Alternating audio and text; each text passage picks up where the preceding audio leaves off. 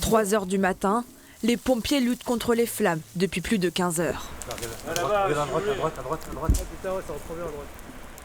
Un combat nocturne. Dans cette forêt de pins et de fougères, le feu s'étend rapidement. Donc le feu il est en train de couver sous nos pieds, tout simplement. Et là, regardez derrière vous, actuellement, là on n'avait rien du tout. Et regardez, le feu il est en train de repartir tout seul.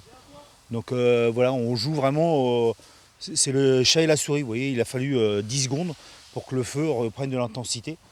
Donc là, les collègues qui sont à côté, voilà, ils finissent de traiter le premier foyer qui est sur la gauche. Et regardez devant vous, là, à 2 mètres, les flammes repartent seules. Donc c'est là toute la complexité du feu de forêt. 100 hectares dont la moitié de chaumes ont déjà brûlé. Là, sur votre droite, les gars, ils repartent, là, regardez. Là, il faut gérer.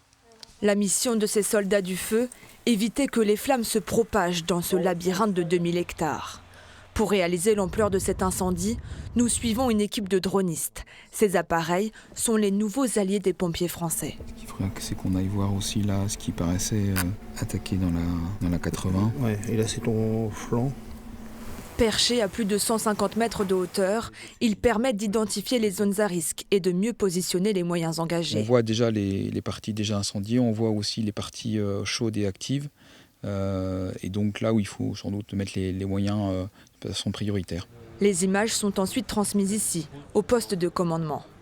Ça, si tu veux, c'est ton flanc gauche, il faut vraiment que tu remontes jusqu'à la tête et tu priorises ton flanc gauche jusqu'à la tête. Plus de 115 pompiers travaillent sans relâche sur cette intervention.